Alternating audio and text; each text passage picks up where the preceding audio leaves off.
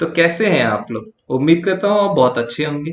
तो चलिए हम आपके लिए लेके आ गए हैं साइंस का चैप्टर 2 जिसका नाम है एसिड बेस एंड सॉल्ट्स।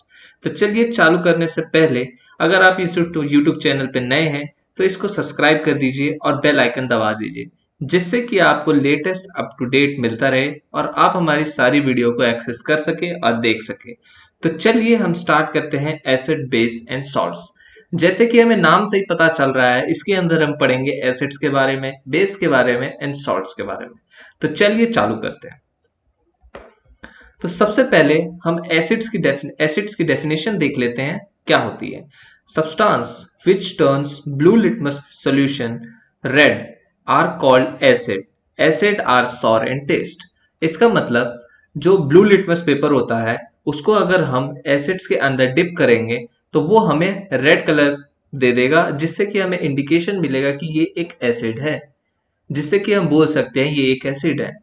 और एसिड टेस्ट में सौर होते हैं, ठीक है, टेस्ट करने में वो सौर टेस्ट होते हैं। और चलिए हम बेस बेस की डेफिनेशन पढ़ लेते हैं। Substance which turns red litmus solution to blue. इसका मतलब है जो रेड लिटमस पेपर है उसको अगर हम बेस में डिप करेंगे तो वो ब्लू कलर दे देगा, और इस इंडिकेशन से हमें मालूम चलेगा कि ये एक बेस है। ठीक है, और जो बेस होता है वो बिटर इन टेस्ट होता है, मतलब उसका टेस्ट थोड़ा कड़वा होता है। ठीक है, तो चलिए हम आगे देखते हैं मिनरल एसिड्स क्या होते हैं। Acids which are obtain from minerals like sulphates, nitrates, chlorides etcetera are called mineral acids. For example H2SO4, HNO3 and HCl। देखिए इसका मतलब है जो एसिड हमें मिनरल से मिला, ठीक है, मिनरल्स मतलब सल्फेट्स, आयंस, नाइट्रेट्स, क्लोराइड्स, ये सब हमारे मिनरल्स हैं। जो हमारे मिनरल्स, एक मिनरल्स की डेफिनेशन ये होती है जो कि हमें जैसे हम पत्थर वगैरह जो माइनिंग वगैरह होती है उधर मिनरल्स मिलते हैं, वैसे ही एसिड्स के कुछ मिनरल्स होते हैं। अगर वो मिनरल्स से वो एसिड ऑब्टेन हो रहे हैं तो उसको हम मिनरल्स एसिड बोलेंगे। जैसे कि एग्जांपल है H2SO4। ठीक है, इसके अंदर SO4 2 माइनस आयन जो है वो एक मिनरल है, इसलिए अगर इसे हम मिनरल एसिड बोल रहे हैं। ठीक है, तो आगे चलते हैं। अगला है हमारा ऑर्गेनिक एसिड क्या होता है। Acid which are obtained from plants and animals are called organic acid. Example citric acid, ascorbic acid, tartaric acid, lactic acid and acetic acid. देखिए इसका मतलब ये है जो हमें प्लांट से मिले और हमें एनिमल से मिले। जैसे कि मधुमक्खी जब डंक मारती है तो जो उसके अंदर से जो एसिड निकलता है वो भी हमारा ऑर्गेनिक एसिड के अंदर आता है। और मान लीजिए जैसे आपने प्लांट से एक ऑरेंज लेके आए, ऑरेंज में जो एसिड होता है जिससे हमें खट्टापन का स्वाद आता है, वो भी हमारा एक ऑर्गेनिक एसिड है क्योंकि वो हमें प्लांट से मिल रहा है। ठीक है, ऑर्गेनिक एसिड ये होता है। और अगला हम देखते हैं हाइड्रोनियम आयन क्या होता है। Hydronium ion, they are formed by reaction of H plus from acid and H2O। It is because of H plus is unstable. ठीक है, हाइड्रोनियम आयन होता है OH माइनस आयन। ठीक है, इसको हाइड्रोनियम आयन बोलते हैं। ये बनता है H प्लस और H2O की जब हम मिक्सचर डालते हैं उससे हमारा OH माइनस आयन बनता है, जिसको हम हाइड्रोनियम आयन बोलते हैं। ये इसलिए बनता है क्योंकि जो H प्लस आयन होता है वो अनस्टेबल होता है। ठीक है, हाइड्रोनियम आयन हो गया ये हमारा। उसके बाद यूनिवर्सल इंडिकेटर क्या होता है इसके बारे में समझ लेते हैं। A universal indicator is a mixture of indicators which show a gradually but well marked series of color change over a very wide range or change in concentration of H plus ions। Universal indicator होता है, universal मतलब होता है जो कि हमेशा सत्य हो, मतलब हमेशा ट्रू हो, जो उसको हम यूनिवर्सल्स बोलते हैं। तो वैसे यूनिवर्सल इंडिकेटर जो हमारा हर एसिड बेस सॉल्ट सबकी इंडिकेशन दे सके और बता सके कि ये क्या चीज है, उसको हम यूनिवर्सल इंडिकेटर बोलेंगे। और ये कैसे वर्क करता है, ये चेक कैसे करता है, ये चेक करता है concentration of H plus ion के थ्रू चेक करता है। ठीक है, अब देखते हैं स्ट्रॉन्ग एसिड क्या होता है। The acid which dissociates into ion completely are called strong acid। मतलब जो एसिड completely ब्रेक डाउन हो जाए उसको हम स्ट्रॉन्ग एसिड बोलेंगे। जैसे एग्जांपल देख लिए H2SO4। H2SO4 में अगर हम हीट देंगे तो 2H प्लस आयन और SO4 2 माइनस आयन निकल जाएंगे और ये कंप्लीटली ब्रेक डाउन हो जाएंगे। इसलिए H2SO4 और HCl को जब हम तोड़ेंगे तो H प्लस और Cl माइनस आयन निकल जाएंगे। इसका मतलब ये कंप्लीटली डिसोसिएट हो रहे हैं, इसलिए ये एक स्ट्रॉन्ग एसिड कहलाते हैं। आपने नाम भी सुना होगा H2SO4 और HCl का, जो एक स्ट्रॉन्ग एसिड में आते हैं। अब वीक एसिड क्या होता है? Acids which do not dissociate into ion completely are called weak acid। जो आयन completely dissociate ना हो, जिसकी एसिडिटी कम हो और वो completely dissociate ना पाए, उसे हम वीक एसिड बोलेंगे। जैसे एग्जांपल सिट्रिक एसिड, जो कि वीक एसिड होता है। एसिटिक एसिड, ये भी एक वीक एसिड का एग्जांपल है। तो केमिकल प्रॉपर्टीज क्या होती है, हम कैसे जानेंगे कि ये एक बेस है, ये एक एसिड है? तो इसके लिए कुछ केमिकल प्रॉपर्टीज होती है, ठीक है। मान लीजिए अगर कोई एसिड मेटल के साथ रिएक्ट करता है तब क्या बनाएगा, वो बेस के साथ रिएक्ट करता है तब क्या बनाएगा। ऐसे चीज में हमें उसकी केमिकल प्रॉपर्टीज मालूम होनी चाहिए। तो अब हम केमिकल प्रॉपर्टीज देख लेते हैं एसिड की क्या होती है। Acid react with active metal to give salt and hydrogen gas। जब भी कोई हमारा एक एसिड मेटल से रिएक्ट करेगा तो वो एक हमेशा एक सॉल्ट देगा। वो सॉल्ट कुछ भी हो सकता है, वो मेटल के हिसाब से वो होगा कि वो कौन सा मेटल है, उस हिसाब से वो सॉल्ट बनेगा। और हाइड्रोजन गैस हमेशा देगा, ठीक है। अब दूसरी प्रॉपर्टी क्या है? Acid react with metal carbonate and metal hydrogen carbonate to give salt water and carbon dioxide. अगर कोई acid metal carbonates and metal hydrogen carbonates के साथ रिएक्ट करेंगे तो वो हमेशा सॉल्ट, वाटर और कार्बन डाइऑक्साइड हमेशा देंगे, ठीक है। अगला थर्ड पॉइंट क्या आता है? Acid react with base to give salt and water. This reaction is called neutralisation reaction. अगर कोई एसिड बेस के साथ रिएक्ट करता है तो वो एक सॉल्ट देगा और एक वाटर देगा प्रोडक्ट में। इस रिएक्शन को हम न्यूट्रलाइजेशन रिएक्शन भी बोलते हैं, क्योंकि एसिड के साथ बेस मिल रहा है, ठीक है। तो इसको हम न्यूट्रलाइजेशन रिएक्शन बोलते हैं। जब एसिड के साथ बेस रिएक्ट करेगा तो उसे हम न्यूट्रलाइजेशन रिएक्शन बोलते हैं। अगला पॉइंट है acid react with metal oxide to give salt and water. जब एसिड एक मेटल ऑक्साइड के साथ रिएक्ट करेगा तो वो हमेशा हमें सॉल्ट और वाटर देगा।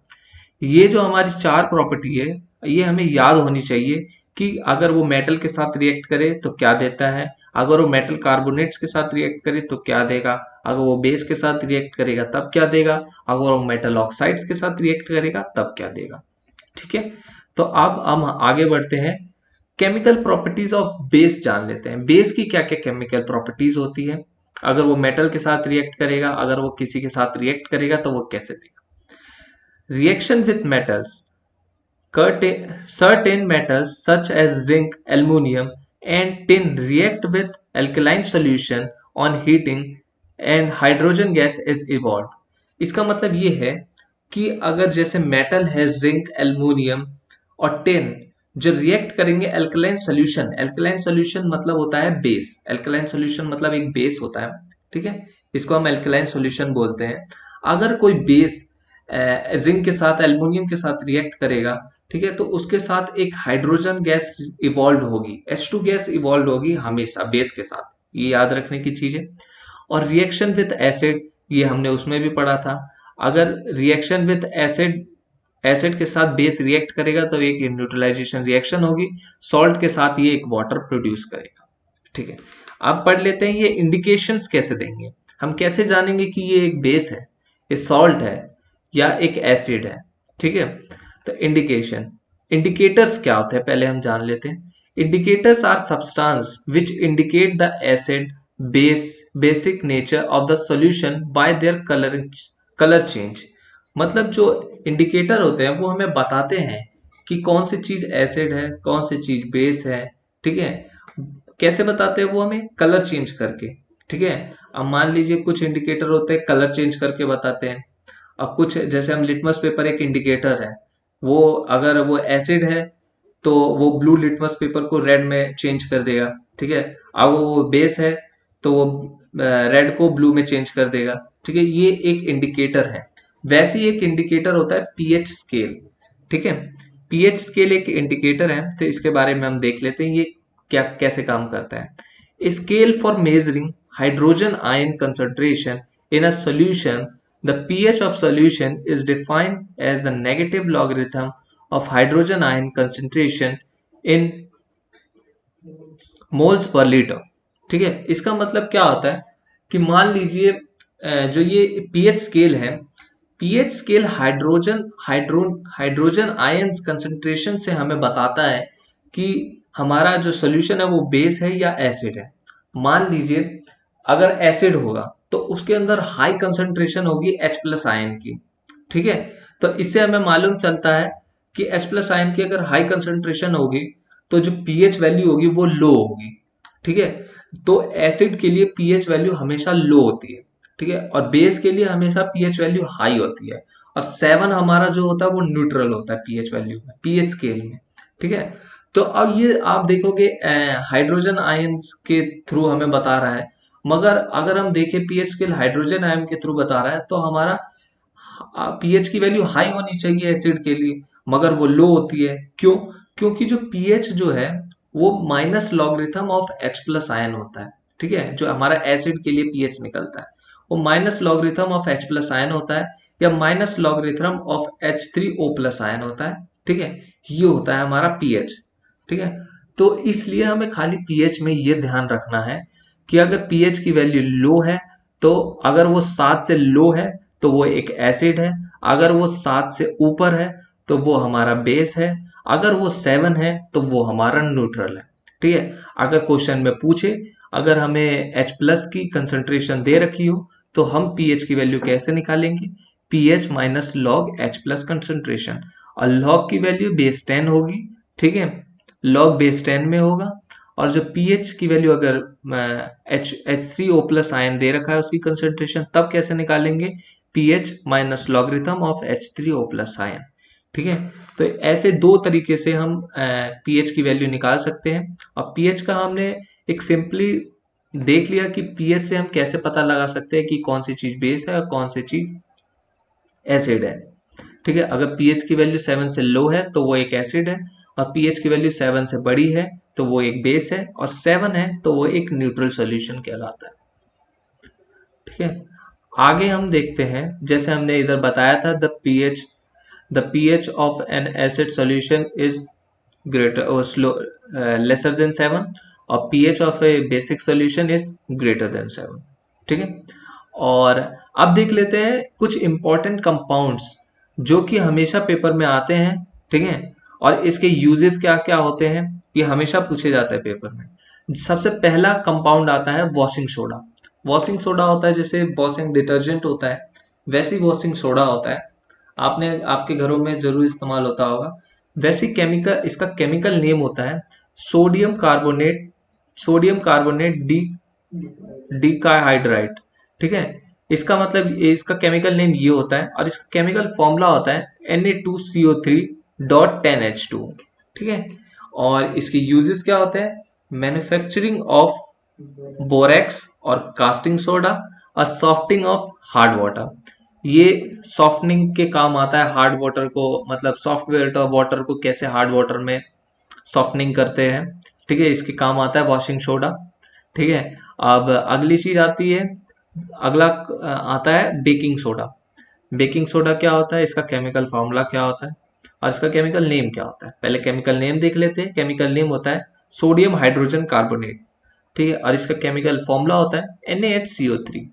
ठीक है, NaHCO3, और इसके यूजेस होते हैं, ये एक एंटासिड के काम आता है क्योंकि ये एक बेस है।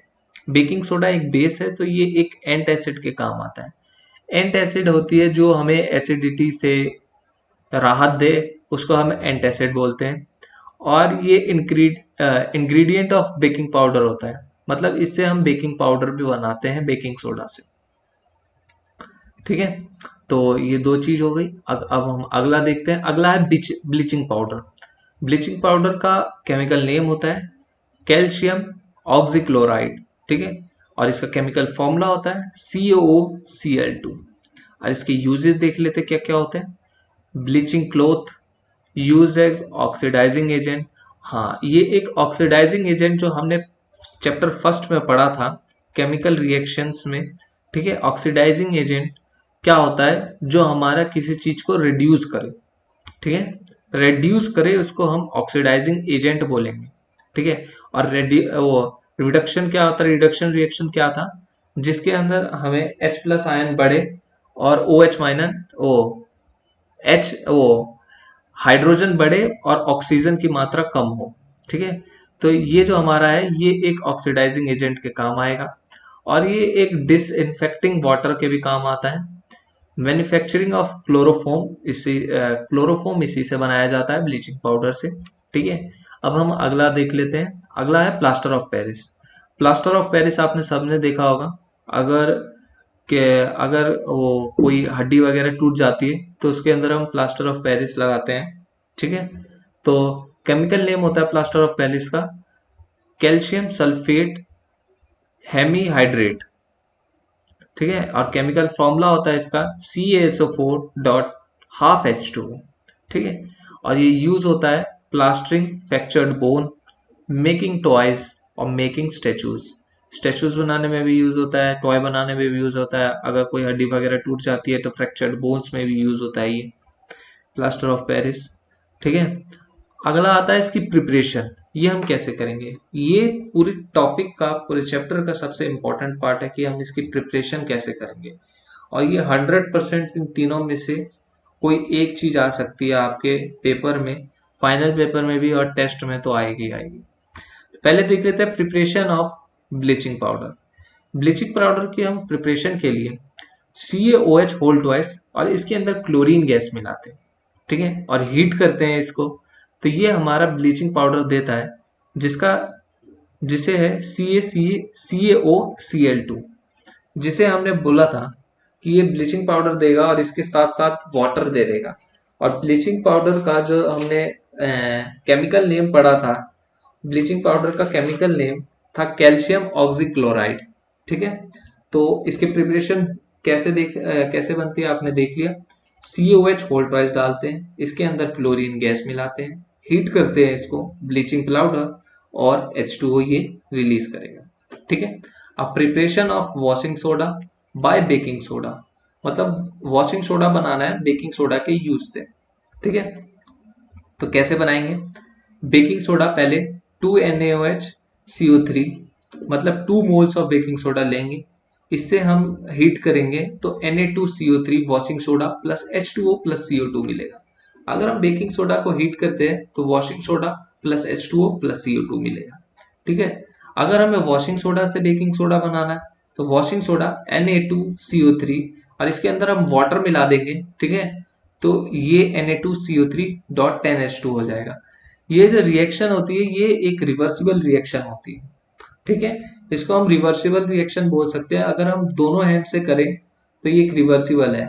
जैसे कि हमने देखा, अगर हम बेकिंग सोडा से वॉशिंग सोडा बना रहे हैं तो इसमें H2O निकल रहा है और CO2 निकल रहा है, और वैसे ही अगर हम इसको वॉशिंग सोडा से बेकिंग सोडा बना रहे हैं तब इसमें H2O हम डाल रहे हैं, ठीक है। तो ये एक रिवर्सिबल रिएक्शन है।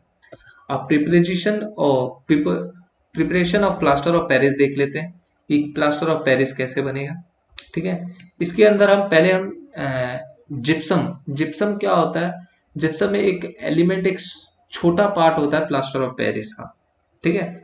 तो इसको हम जिप्सम की हेल्प से बनाते हैं। जिप्सम का केमिकल फॉर्मूला होता है CaSO4.2H2O। अगर इसको हम हीट करेंगे तो ये हमारा प्लास्टर ऑफ पेरिस फॉर्म कर देगा, CaSO4.12H2O और प्लस इसके साथ 3/2H2O की जो कंसंट्रेशन है वो और हमें प्रोड्यूस कर देगा, ठीक है। और ये भी एक रिवर्सिबल रिएक्शन है। अगर इसको हम वापस बैकवर्ड डायरेक्शन में ले जाएंगे तो ये हमारा जिप्सम प्रोवाइड कर देगा, ठीक है। कैसे, CaSO4.12H2O plus 3/2H2O gives CaSO4.2H2 जो कि हमारा एक जिप्सम है। तो ये हमारा ये भी एक रिवर्सिबल रिएक्शन है जिसे कि हम जिप्सम की हेल्प से बनाते हैं, ठीक है। तो ये हमारा प्रिपरेशन भी हो गई इसकी, ठीक है। अब हम ये तीन चीज जो हमने प्रिपरेशन पढ़ी ये बहुत ही इंपॉर्टेंट है, तो इसलिए हम इसको एक बार और रिवाइज कर लेते हैं। प्रिपरेशन ऑफ ब्लीचिंग पाउडर कैसे बनाते हैं? CaOH में क्लोरीन गैस मिलाते हैं तो ब्लीचिंग पाउडर बनता है और वाटर रिलीज होता है। अब उसके बाद फिर वॉशिंग सोडा से बेकिंग सोडा, ये एक रिवर्सिबल रिएक्शन है। अब बेकिंग सोडा बनाने के लिए बेकिंग सोडा को हीट करेंगे तो ये एक वॉशिंग सोडा बना देगा और H2 और CO2 इसके साथ रिलीज कर देगा। उसके बाद वॉशिंग सोडा में अगर हम H2O डाल देंगे, वाटर डाल देंगे तो वो एक बेकिंग सोडा बना देगा। ठीक है। अब preposition of plaster of Paris कैसे होगा? जिप्सम की हेल्प से हम बनाएंगे इसे और इसको हीट करेंगे तो ये प्लास्टर ऑफ पेरिस दे देगा। अगर इसको हम प्लास्टर ऑफ पेरिस को वापस वाटर दे देंगे तो ये हमारा जिप्सम दे देगा। ये भी एक टाइप की रिवर्सिबल रिएक्शन है। ठीक है। तो अब हमारा प्रिपरेशन भी हो गया। ठीक है। इससे हमने अपना पूरा चैप्टर 10 से 15 मिनट में पूरा चैप्टर कंप्लीट कर लिया और अच्छे से आपको हमने चैप्टर समझा दिया। अगर ये वीडियो आपको अच्छी लगी हो तो इसको लाइक करिएगा, शेयर करिएगा, सब्सक्राइब करिएगा और इसको अपने क्लास के ग्रुप में जरूर फॉरवर्ड करिएगा जिससे कि आपको आपके फ्रेंड्स की भी हेल्प हो सके। तो चलिए इसी के साथ हमसे आपसे अलविदा लेते हैं। चलिए टाटा, सी यू, बाय बाय।